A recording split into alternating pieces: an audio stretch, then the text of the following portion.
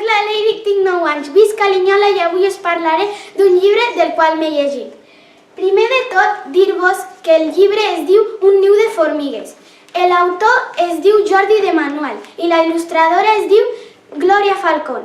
Aquest llibre tracta sobre un nen que es diu Roc. El dia del seu aniversari li regalen un llibre. Quan obre el llibre es pensava que eren formiguetes disfressades de lletres.